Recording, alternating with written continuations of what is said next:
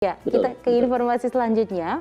Memanfaatkan momentum peringatan Hari Sumpah Pemuda, pengurus Yayasan Indonesia Damai Mengaji menyalurkan puluhan mushaf ke komunitas rumah pengajian di Kota Makassar, Sulawesi Selatan yang dulunya merupakan kawasan rawan kejahatan. Pembagian puluhan mushaf Al-Quran dan perangkat sholat ini dilakukan oleh Yayasan Indonesia Damai Mengaji kepada komunitas rumah ngaji di Kota Makassar.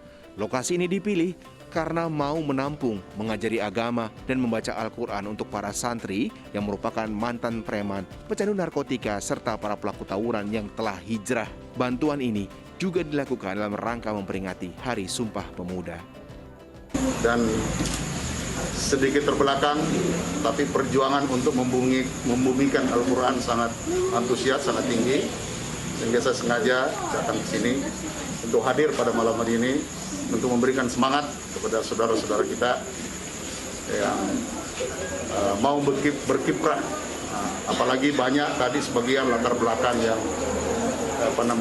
kurang memahami agama, kurang memahami Al-Quran, apalagi beribadah, akhirnya berhijrah dari sesuatu yang kurang baik menjadi sesuatu yang lebih baik.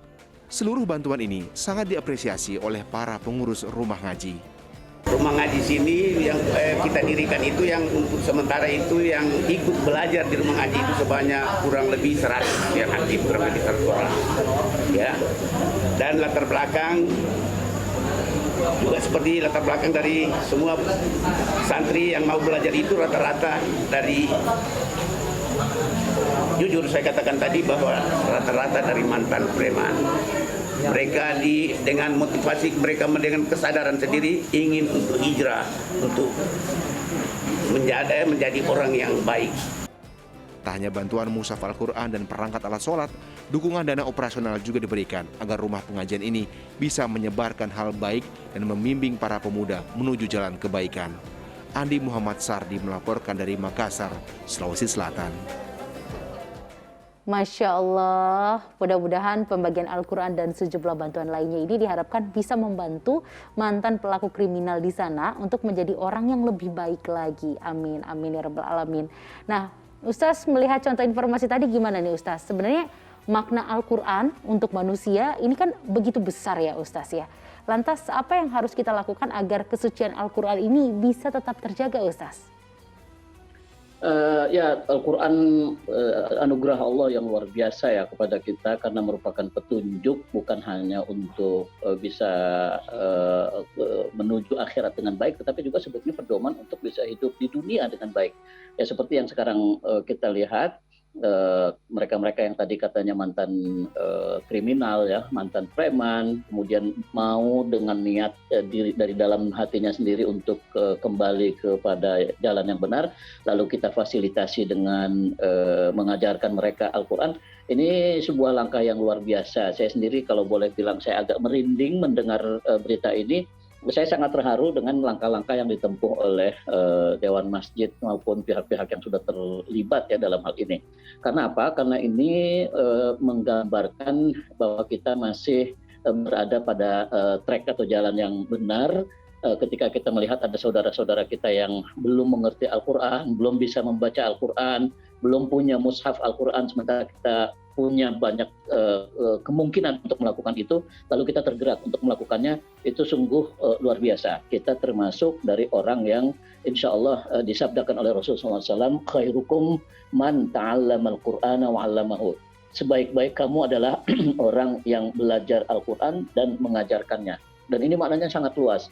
Belajar Al-Quran berarti ya mengajarkan membacanya, mengajarkan tajwidnya, mengajarkan ilmu-ilmu yang ada di dalamnya, hukum-hukum yang ada di dalamnya, termasuk memfasilitasi pencetakan Al-Quran. Jika saya tidak bisa mengajarkan Al-Quran, tapi saya punya uang, saya bisa donasikan uang saya kepada pihak yang DMI dalam hal ini.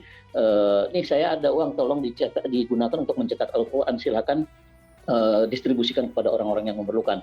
Itu juga saya termasuk dalam hadis tadi, membantu mengajarkan Al-Quran. Walaupun saya tidak mengajarkan langsung, tapi saya memberi dana Nah, jadi memang makna khairukum man ta'allamal Qur'an ini besar sekali, dan apa yang sudah dilakukan oleh bapak-bapak kita tadi itu sungguh luar biasa, apalagi ini menyangkut orang-orang yang tadinya preman atau orang nakal dalam sebuah perjalanan menempuh hidup baru dalam makna hijrah ya. Ini tentu mereka memerlukan sentuhan-sentuhan dari kita-kita yang punya kapasitas lah, baik kapasitas ilmunya maupun kapasitas keuangan dana untuk operasional di lembaga itu. Luar biasa, saya sangat salut dan ikut mendoakan semoga lebih sukses lagi. Iya, Ustaz, ini kan tadi bicara mengenai hijrah. Ini kan dikatakan bahwa mereka-mereka ini ingin hijrah menjadi orang yang lebih baik. Sebenarnya ada gak sih Ustaz ciri-ciri orang yang ingin hijrah atau yang sudah berubah menjadi orang yang lebih baik menurut pandangan Islam tentunya? Ada tentu saja, tidak secara fisik ya. Hijrah harus kita pahami itu beralih dari keadaan yang buruk ke keadaan yang baik atau lebih baik. Artinya kalau sebelumnya preman ini suka malak, suka mengut uang tidak halal ya di pasar, di jalan, ya sekarang ketika dia sudah meninggalkan itu, dia sudah berhijrah. Walaupun pakaiannya sangat mungkin masih saja pakaian yang seperti ketika dia masih preman.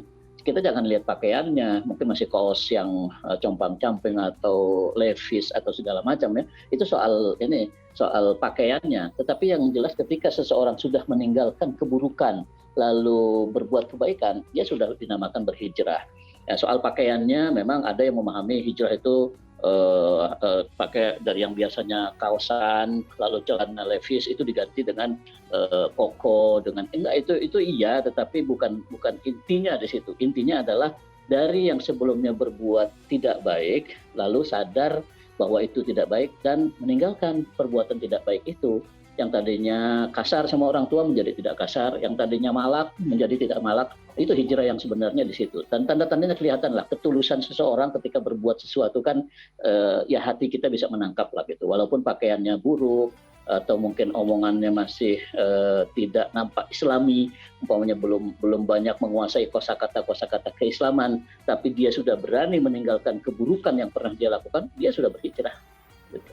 Ya, jadi intinya hijrahnya tuh dari hati gitu ya Ustaz. Segala sesuatu yang lama, yang jelek itu ditinggalkan untuk menyambut sesuatu yang baru dan lebih baik gitu ya Ustaz. Mungkin kalau misalnya untuk pakaian ya mungkin ada sebagian yang hijrah terus dengan berpakaian tertentu itu mungkin mengikuti sunnah dari